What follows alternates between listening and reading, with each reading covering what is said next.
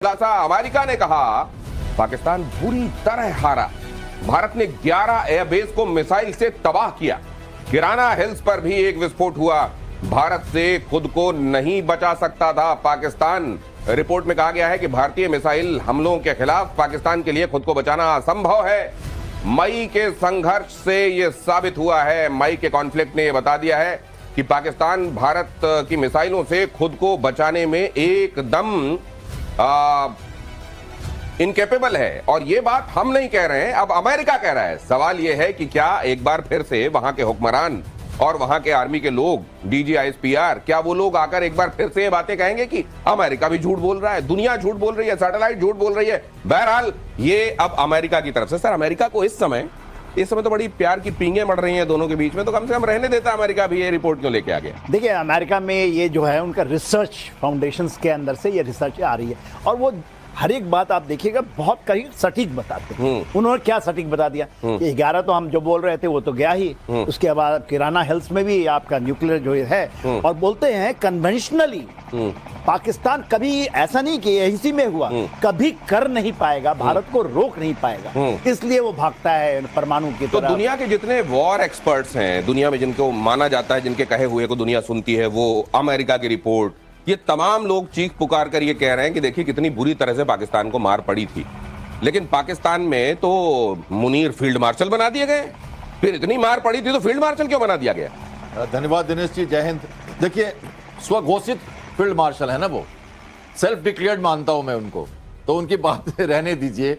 बात है दो, जोर का झटका धीरे से लगे। भारत ने बड़ी सभ्यता के साथ लड़ाई लड़ी और ये जो कहते हैं ना, सरगोधा के पास जो ये किराना हिल है, उनके पास हथियार होंगे, हमने तो कह दिया था जी हमारे एयर ने कि हमें मालूम ही नहीं है, आप बताओ तो ठीक है।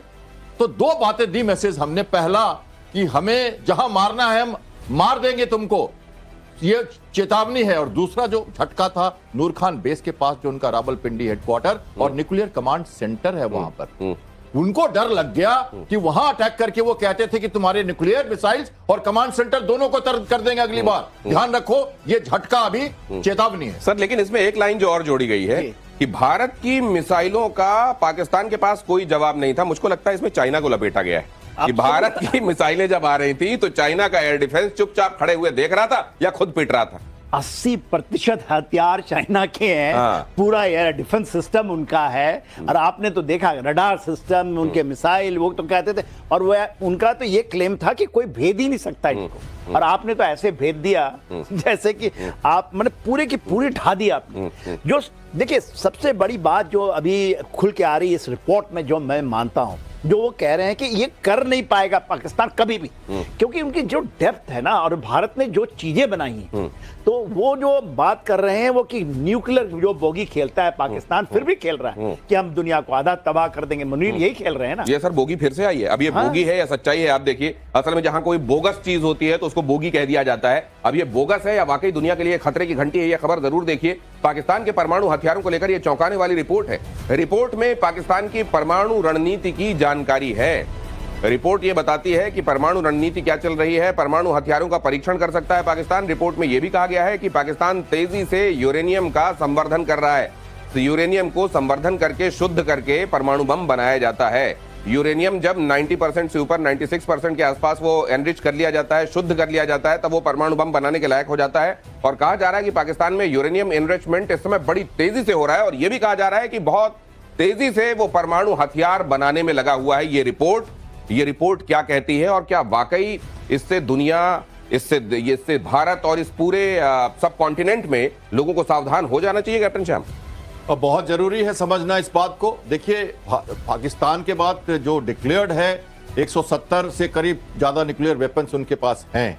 और जनरल किदवई की जो बात हम सुन रहे हैं, अभी वो कह रहे थे एक सभा के दौरान उन्होंने कहा कि नो फर्स्ट स्ट्राइक जो हमारी जो नीति है उस पर हमें कायम रखने की कोई जरूरत नहीं। हमें वो नीति हमें नहीं है, हमारी नहीं, और हम उसी पे चलना चाहते हैं। हमें जरूरत पड़ेगी तो हम टैक्टिकल यूज करेंगे मिसाइल्स का, क्योंकि कन्वेंशनल वॉरफेयर में जो लगा उनको मार जो लगी उससे वो घबरा गए हैं और उनको लगता है कि जो फिर से ये न्यूक्लियर ब्लैकमेल करना ही है। और वो चाह रहे हैं कि 2030 तक करीब करीब 200 के न्यूक्लियर वेपन्स वो बना लें।